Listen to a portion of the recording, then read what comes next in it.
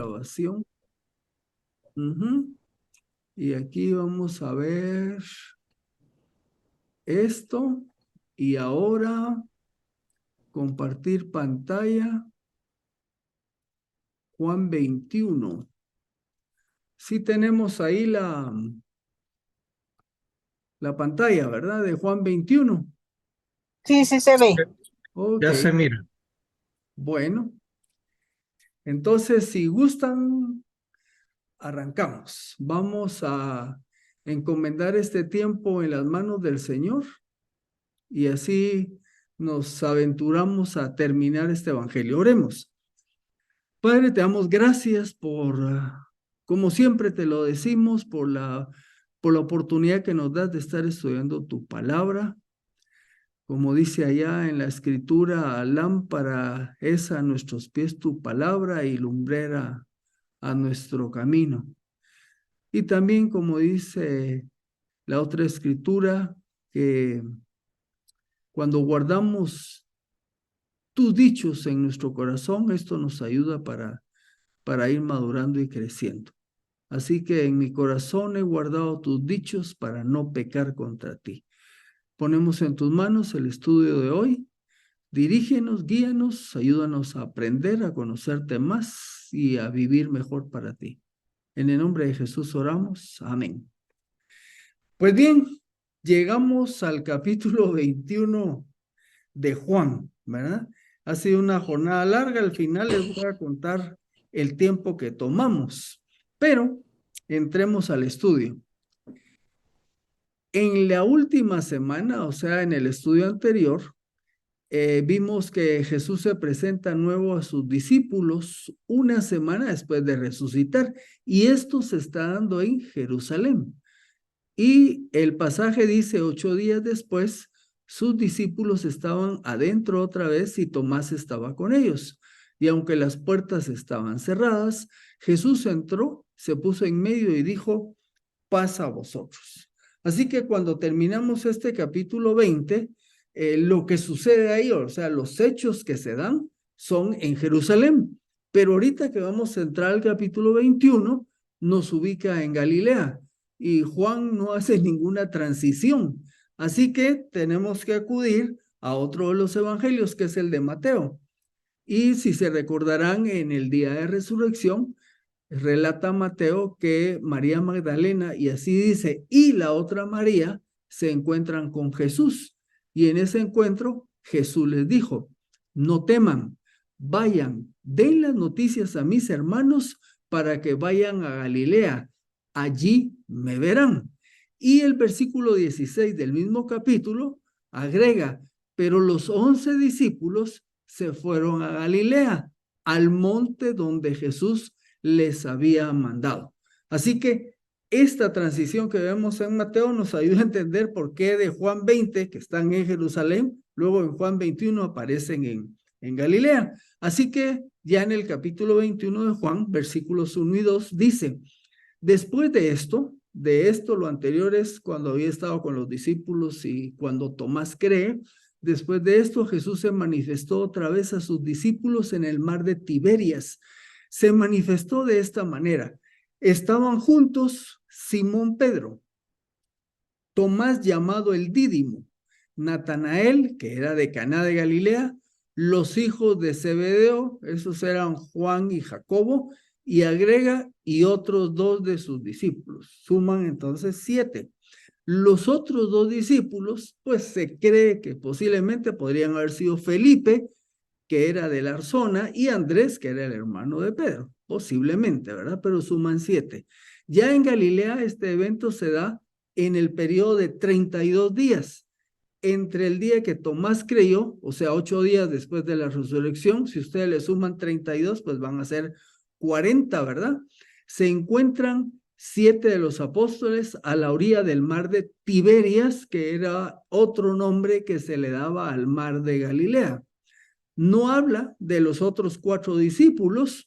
Bueno, tenemos que pensar, elucubrar, quizás aún no habían llegado a la zona esta del lago o se habían adelantado al monte donde les había dicho Jesús. El versículo 3 entonces nos relata que Simón Pedro les dijo, voy a pescar.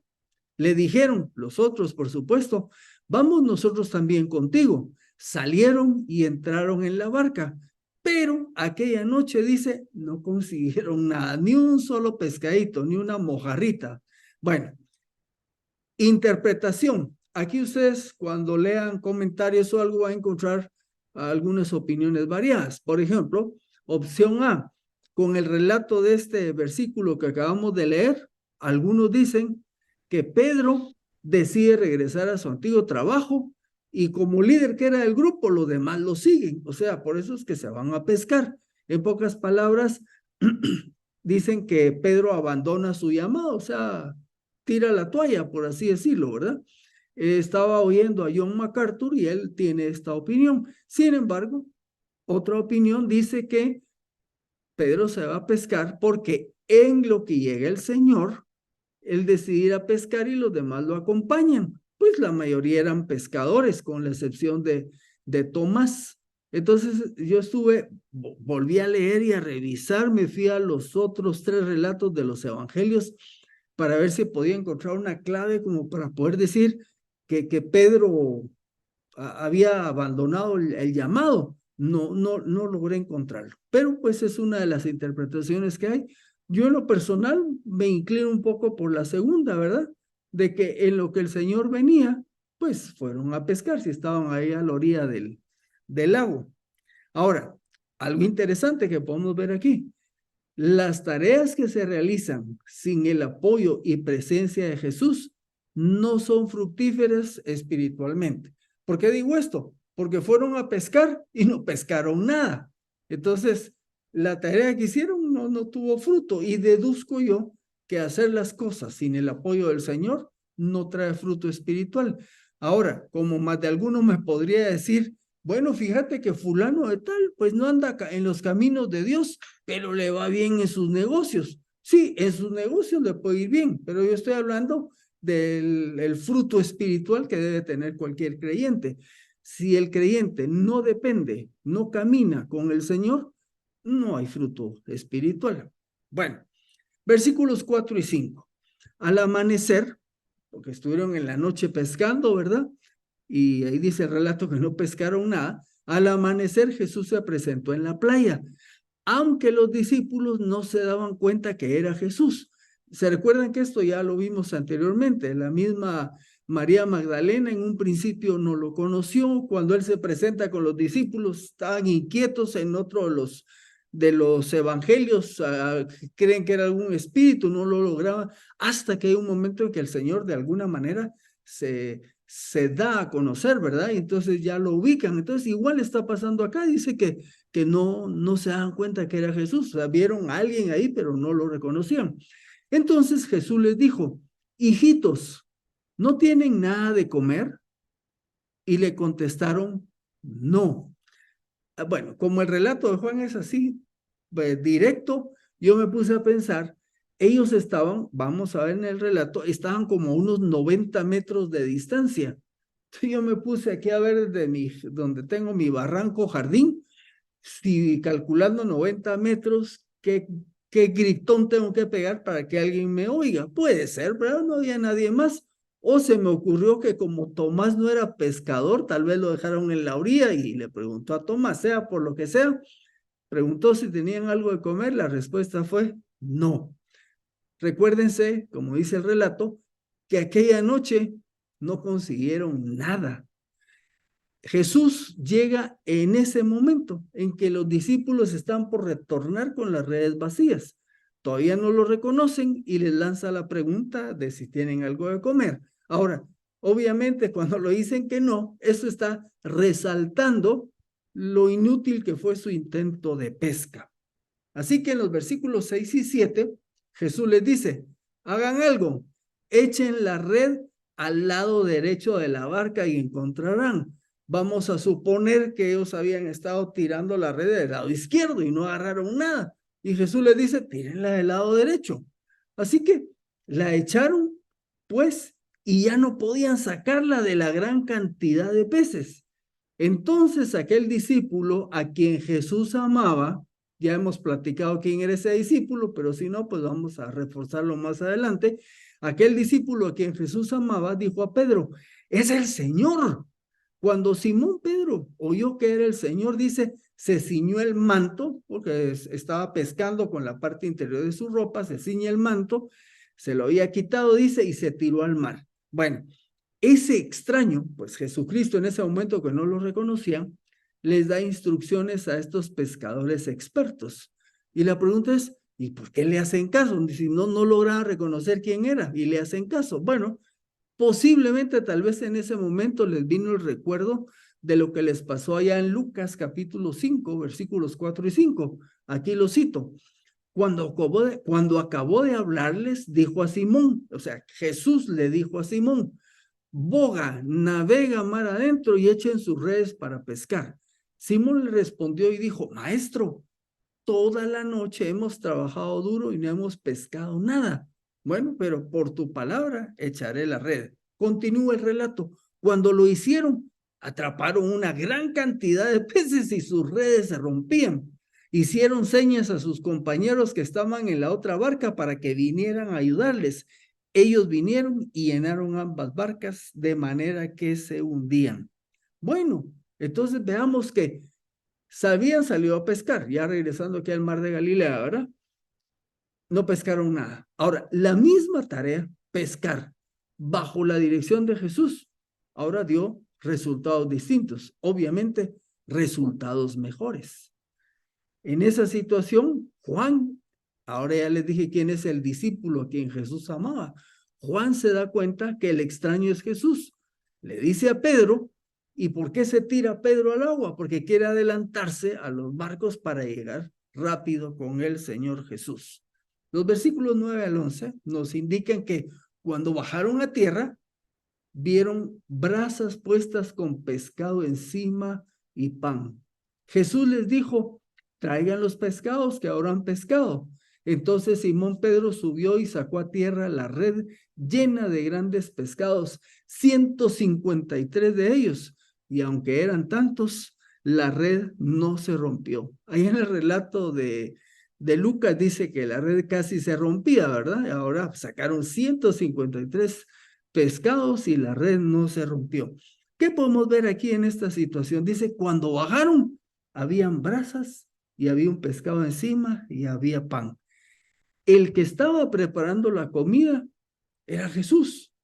Ahora, Jesús, el creador del universo, el Mesías resucitado que iba a ascender, y de acuerdo a lo que dice Filipenses 2, 9 al 11, dice, por lo cual también Dios lo exaltó, esto es, a Jesucristo, hasta lo sumo, y le otorgó el nombre que es sobre todo nombre, para que en el nombre de Jesús se doble toda rodilla de los que están en los cielos, en la tierra y debajo de la tierra, y toda lengua confiese para gloria de Dios Padre que Jesucristo es el Señor.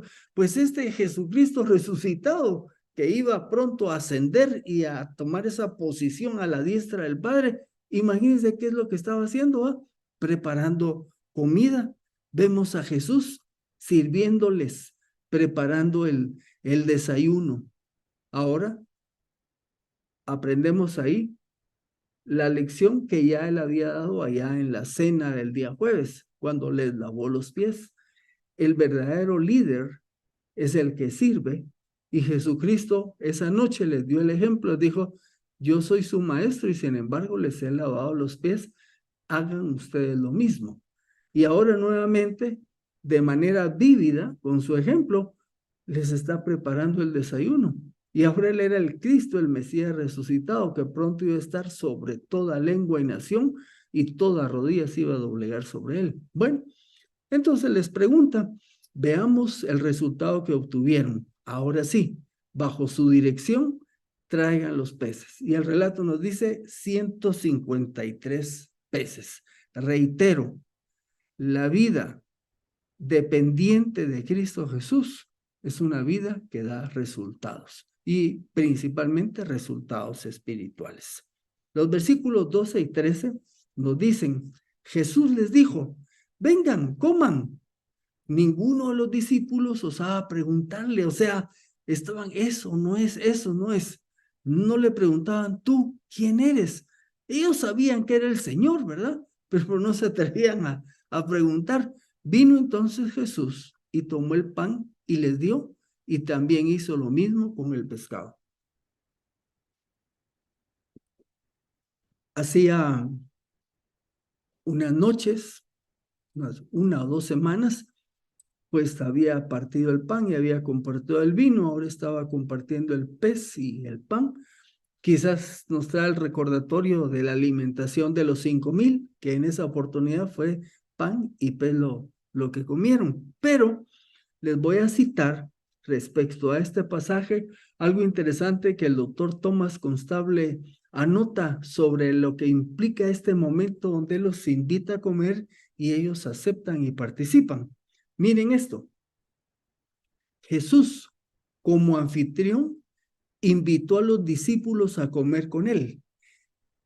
La costumbre en el antiguo cercano oriente era que un anfitrión que invitaba o brindaba, perdón, hospitalidad a otros y les proporcionaba comida, estaba dando a entender que los defendería a partir de ese momento. En consecuencia, la invitación de Jesús puede haber sido una promesa de compromiso para ellos, como la que se ofrece en la comida del pacto oriental. Ese momento muy especial es donde está él compartiendo con ellos y está reiterando su apoyo, y obviamente un poco después de esto es que les va a dar la gran comisión, ¿verdad? Agrega Constable, una comida así implicaba aceptación, perdón y compromiso mutuo. Al aceptar su invitación, los discípulos estaban dando a entender que se estaban comprometiendo con Jesús de nuevo. En el versículo 14, Juan nos aclara, esta era ya la tercera vez que Jesús se manifestaba a sus discípulos después de haber resucitado entre los muertos. Bueno, Juan anota que es la tercera vez porque las primeras 2 fueron en Jerusalén. Una, o sea, hablando de los discípulos, ¿verdad? Una, el domingo de resurrección, por la noche. Luego, 8 días después, en el mismo lugar, cuando estaba ya presente Tomás. En la primera no estaba Tomás, en la segunda estaba Tomás y vuelve a aparecerse Jesús. Esta es la segunda. Y la tercera es aquí en esta que estamos viendo en el mar de Galilea. Ahora, tenemos que aclarar, no fueron las únicas apariciones de Jesús resucitado. Hubo otras, como las que nos menciona Pablo en 1 Corintios 3:8.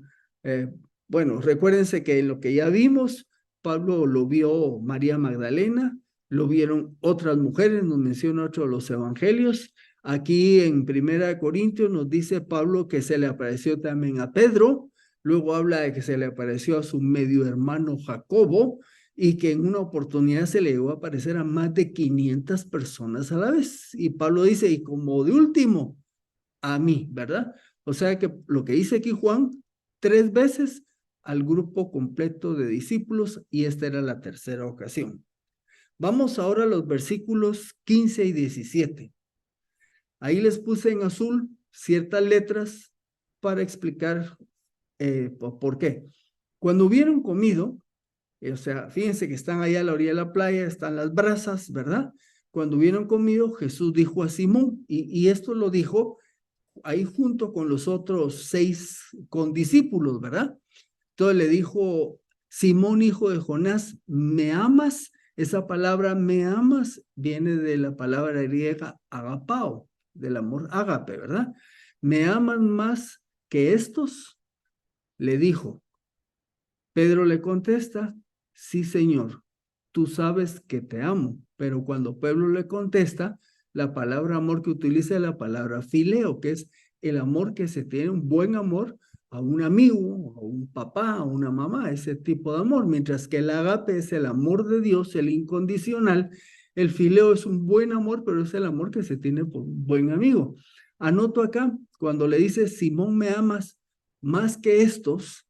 Algunos interpretan que puede ser estos y se refiere a los barcos, los peces, la actividad que desarrollaban comercialmente, o bien me aman más que estos, refiriéndose a los demás discípulos, ¿verdad? Bueno, algunos opinan lo primero, o lo segundo, yo creo que se refiere más a los otros discípulos. Así que le pregunta la primera, ¿me amas? Con agapao.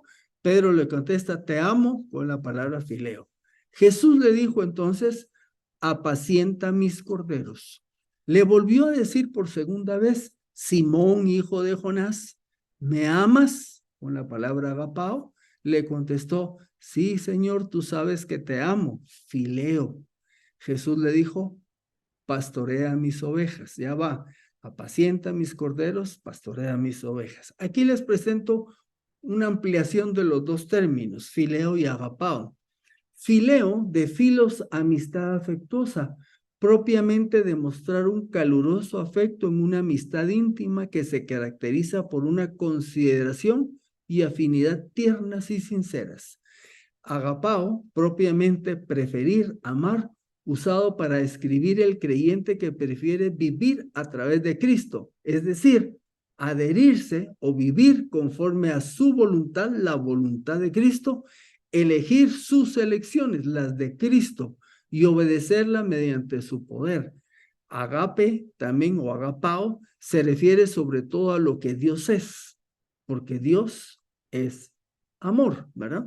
Entonces diríamos que decir que Jesús agapao es un amor intenso, es el amor de Dios. El fileo es el cariño afectuoso que se tiene a un amigo. Hay algunas versiones que dicen, Simón, ¿me amas? Sí, Señor, te amo como un gran amigo, lo escriben, ¿verdad? Bueno, la tercera. Le dijo por tercera vez, Simón, hijo de Jonás, solo que miren, ahora cambió el Señor. Simón, hijo de Jonás, me amas, pero ahora utilizó el fileo. Pero se entristeció de que le dijera por tercera vez, me amas, y de nuevo con fileo. Y le dijo, Señor, tú conoces todas las cosas. Tú sabes que te amo, fileo. Jesús le dijo, apacienta mis ovejas. Bueno, vamos a ver qué quiere decir esto que estamos viendo y esas palabras. Bueno, en la tercera ocasión, Jesús utiliza el término fileo, ya no le dice agape, agapao, sino fileo, y se entiende, se interpreta que de alguna manera Jesús está condescendiendo en misericordia con Pedro. Ya no le pregunta, ¿me amas, agapao? Sino, ¿me fileas? El amor fileos al mismo nivel que Pedro. Algunos explican esto. Pedro había sido muy imponente, impulsivo. El Pedro fue el que le dijo a Jesús, yo a ti no te negaré, yo estoy solidario contigo. Y fue cuando Jesús le dijo, antes de que el gallo cante, me vas a negar 3 veces, ¿verdad? Algunos creen que aquí, si es el uso de esos términos son adecuados, Pedro ya no, la pregunta fue, ¿me amas más que estos? Y Pedro ya no está aquel hombre imponente, recuérdense, él estaba compungido porque le había fallado al maestro. Entonces él ya no expresa que tiene esa capacidad, ese amor de Dios, sino dice, Señor, te amo como amigo, ¿verdad? Ya no utiliza el amor. Por eso es una expresión de cambio, de humildad, utilizar la palabra fileo. Espero no estarlos confundiendo. Bueno, otra postura que hay de los que interpretan la escritura, dicen que este diálogo entre Jesús con Pedro, originalmente, pues ellos no hablaban griego. Ahí, cuando Jesús estuvo acá en sus 3 años de ministerio, lo que hablaban era el arameo. Y en arameo no existen las distintas palabras para la palabra amor. Los gringos, perdón, los que hablan inglés solo tienen la palabra love, ¿verdad? No pueden hacer esta diferencia que yo les enseñaba.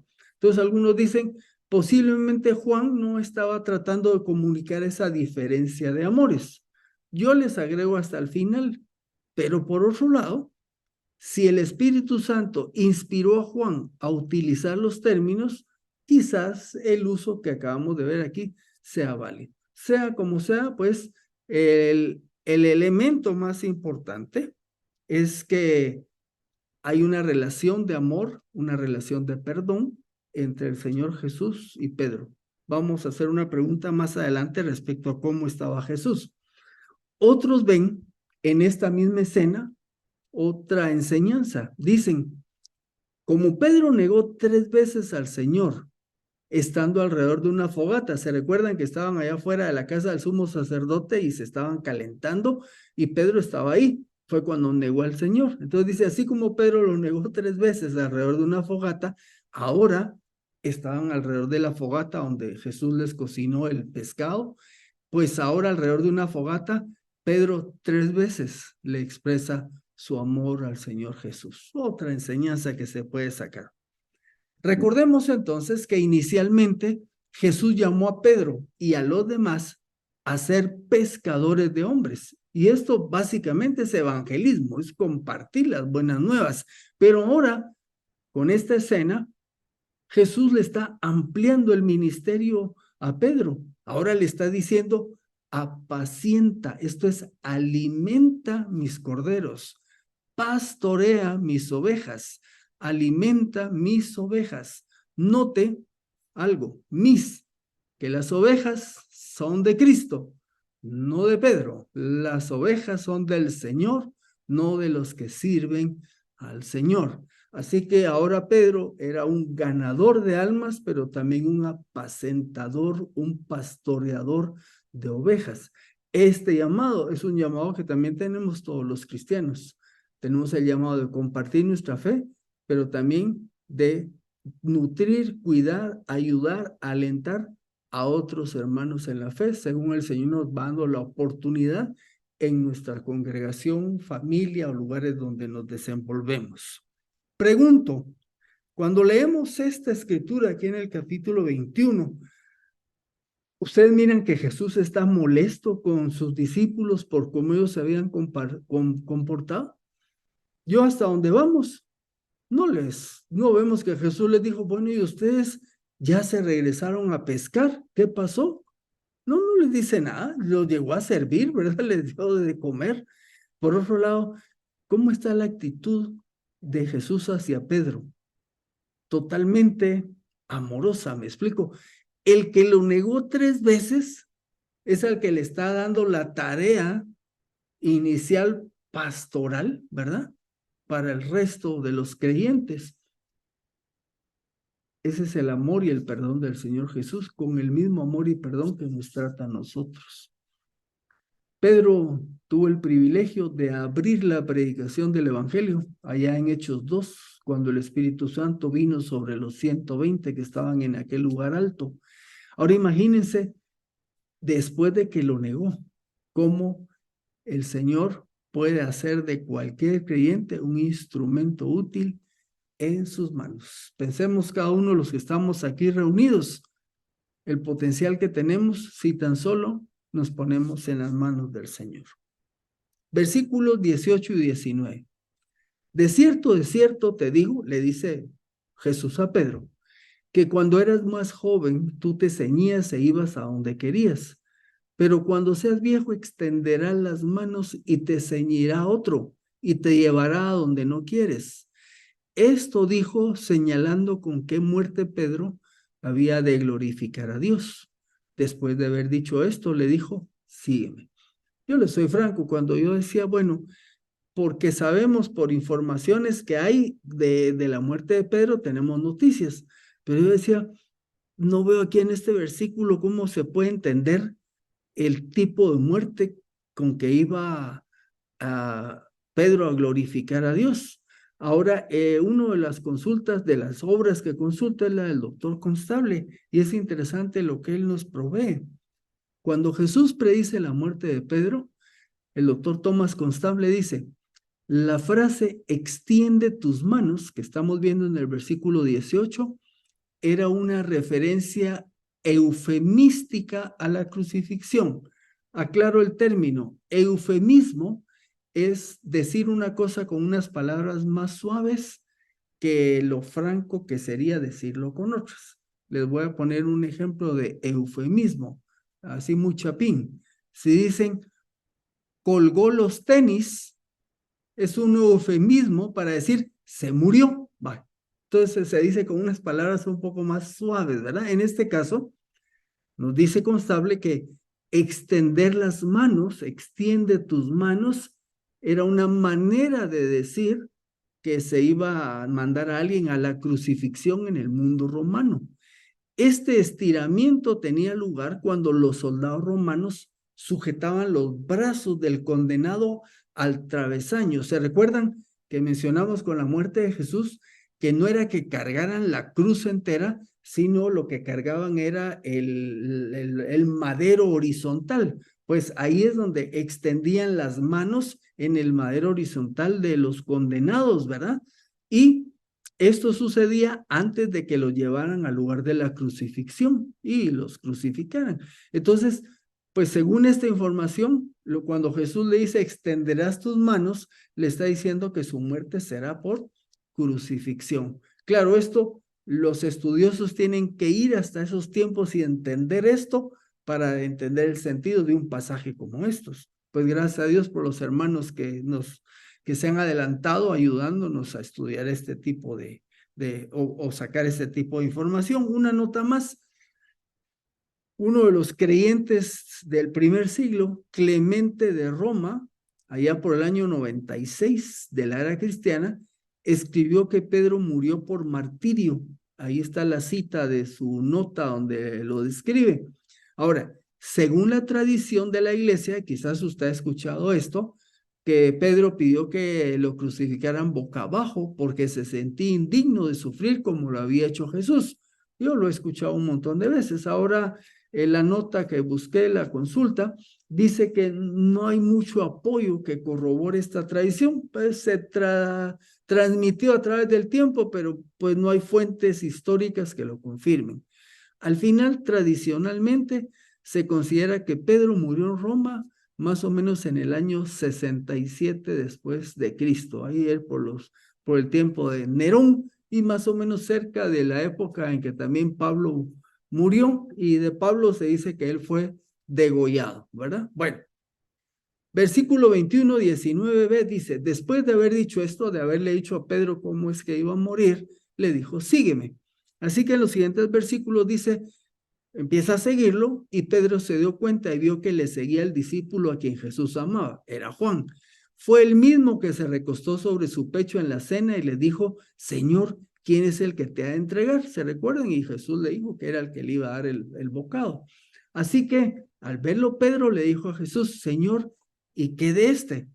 Ahora, ¿por qué Pedro estaba inquieto por Juan? Bueno, Pedro era más maduro, Juan era el patojo ahí del grupo de discípulos, ¿verdad?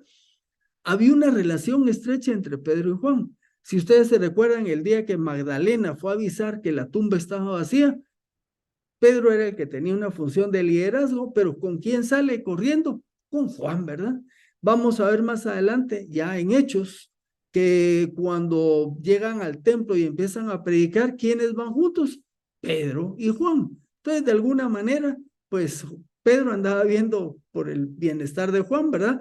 Porque dijo, si a mí, ya me dijo el Señor, de qué muerte voy a morir, ¿qué le va a pasar a Juan? Entonces, esa era posiblemente su preocupación. Entonces Jesús le dijo, mira, si yo quiero que él, o sea, Juan, quede hasta que yo venga, ¿qué tiene que ver contigo? Tú sígueme.